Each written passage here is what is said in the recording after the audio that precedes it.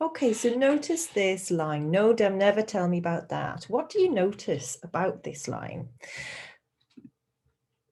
We've got two negatives here. We've got a double negative. What's the effect here of adding these two negatives in this sentence? So if you could pause.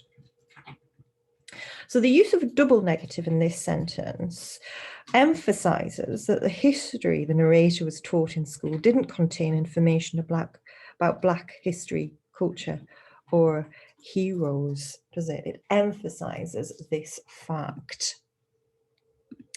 Now, what I want you to have a look at now is the structure of this poem. Now, I know we've touched on it, but it's really important in this poem. The poet almost essentially divides the poem into two contrasting messages. Now, what is different about the writing in italics?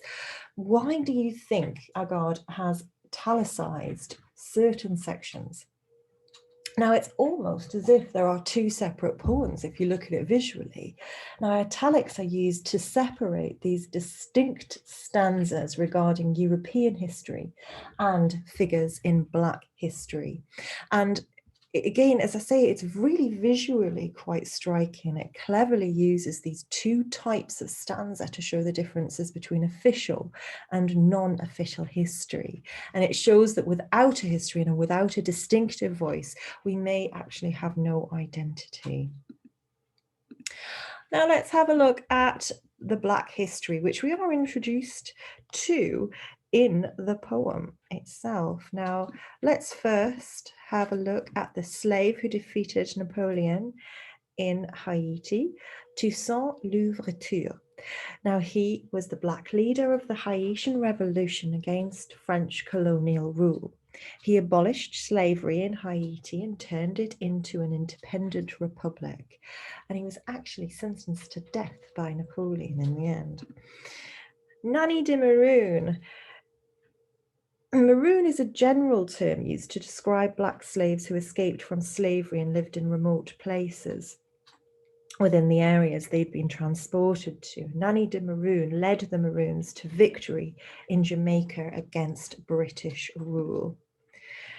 So Shaka, an influential leader of the Zulu nation, he united the Zulu people against other tribes and the increasing presence of the white settlers. It's really important that we know all these things for the context. Caribs and Arawaks, the original inhabitants of the West Indies at the time when Columbus discovered the islands. They were killed off by the war or through exposure to European diseases that they had no immunity to. And Mary Seacole was a Jamaican woman who looked after soldiers in the same way that Nightingale did. A Black woman who made a unique contribution to our history, but has been forgotten. So let's now have a look at imagery. Have a look at this phrase, blind me to my own identity. How can someone blind you to your own identity? Don't you know who you are? And what do you think Agard is suggesting educators have done to his sense of identity by not teaching him about Black history and culture? It's very much a societal comment, isn't it? In terms of the curriculum is prescribed and it is kind of outdated, isn't it? Presuming that everybody is from the same kind of culture. Now, we are a diverse society, but curriculum hasn't changed with times as much as it clearly should do from this poem. So it's a very, very strong message, a societal message here. Now let's have a look at this image here, carving out my identity. What does Agard mean by this image? So if you can pause here again. Now think about the idea of carving something. It takes time, you know, we've got some carvings here. And this is of a slave here. It takes time, it takes care, precision. If you carve something as well, you get rid of the bits that aren't important to reveal the image, the identity that you want to create. Now, perhaps Agard is suggesting much of the history he's learned is irrelevant. If so, you could ask the question, is this reverse racism? Should the message be that we should all learn about the history of all races, looking at and learning from the tragedies and inequalities of the past and trying to forge a society that is colorblind and where everyone is equal, perhaps? Now, obviously, we've looked at the structure of the poem. We've talked a little bit about how it is visually appealing. Look at the actual shape of the poem on the page. You know, what are the, is it an odd shape? What are the line lengths, and are they equal or different? And why has Agard presented the poem in this way, do you think? Perhaps, if you pause, and so perhaps it's symbolic that Agard uses very thin, narrow lines with few words to describe the Black heroes.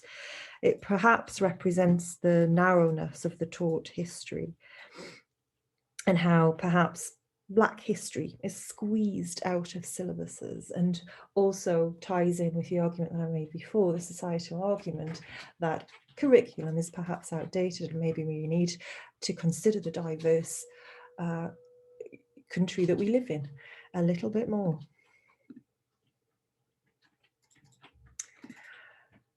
Now, obviously, this poem is within the Power and Conflict. It's a little bit different to the kind of war poems that we've been looking at. So what different types of conflict can you see running through this poem? Final activity. If you think about it first, and then we'll talk about it. So pause. Okay, well, we've got an internal conflict here. And so you probably would be able to compare and contrast with the other poems, even though this isn't about war itself or the effects of war. We've got the conflict between races as well, which is visually represented and represented by the structure. The conflict between what we're told and what is really true. And the conflict or struggle for individual freedom and power of the state, of those in charge. Again, that societal conflict. Okay, thank you very much.